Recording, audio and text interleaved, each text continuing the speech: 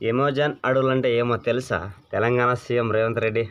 ఎమోజాన్ అడవులు ప్రపంచానికి ఆక్సిజన్ ఇస్తాయి. అలాగే హైదరాబాద్కి ఆ 400 ఎకరాల నుంచి వచ్చే ఆ చెట్ల నుండి వచ్చే ఆక్సిజనే హైదరాబాద్కి ఊపిరితిత్తులు లాంటివి. అది మీకు తెలుసా? తెలియదు. తెలుసుకోండి కొంచెం. ప్రకృతికి ఎప్పుడైనా కూడా విరుద్ధంగా ఏది చేయొద్దండి. ఎందుకంటే మీరు చేసే పని ఏదైనా ప్రకృతి సహకరిస్తే చాలా వరకు చేయండి. వద్దనడం లేదు ఎవరు కూడా, ప్రకృతి కూడా. ఎందుకంటే చాలా పక్షుల ఘోషలు వింటున్నాం మనం. ఎందుకంటే నువ్వేదో తప్పు చేస్తున్నావని నేను అనడం లేదు, నీ వృత్తి ధర్మంగా నువ్వు చేస్తున్నావు. కానీ ప్రకృతికి విరుద్ధంగా ఏది కూడా చేయకూడదు. ఇప్పుడు నువ్వు బై మిస్టేక్ ఏదైనా చేస్తున్నావు, ఇప్పుడు కాదుకూడదని లేదనడం లేదు. అదే జంతువులకి బ్రెయిన్ లేదు కాబట్టి వాటిని తరిమేసి మనం ఇల్లు కట్టుకుంటున్నాం కూడా.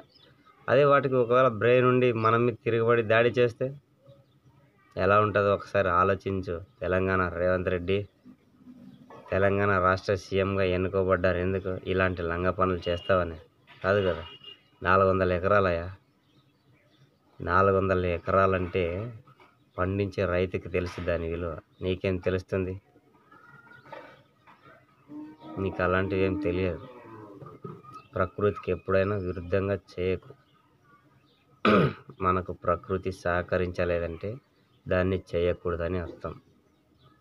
ఎందుకంటే 400 ఎకరాలు చెట్లు నరికేసినంత సులువు కాదు పెంచడం. చెట్లు ఉండడం వల్ల మనకు ఎంత అభివృద్ధి అవుతుందో తెలుసుకో ఒకసారి. ఈ తరానికి ఉన్నది ఉన్నట్టు ఎలా ఉందో అలాగే మళ్ళా వచ్చి తిరిగి తరానికి అలానే అందించాలి. ఈ తరంలో ఉన్నదంతా ఊడ్చేసి మరొక తరానికి ఏం లేదని చేతులు ఎత్తేస్తామా ఏంది? రాను రాను ఆక్సిజన్ కొనుక్కోవాల్సి వస్తుందేమో మరి ఇలాంటి పనులు చేస్తే.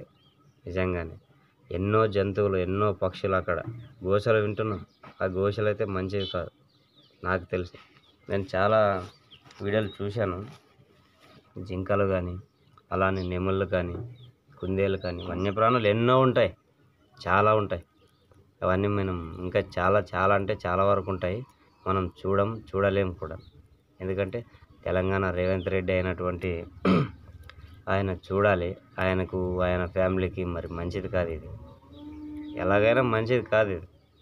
ఎటు నుంచి ప్రకృతి సహకరిస్తేనే చేయాలి ఏదైనా.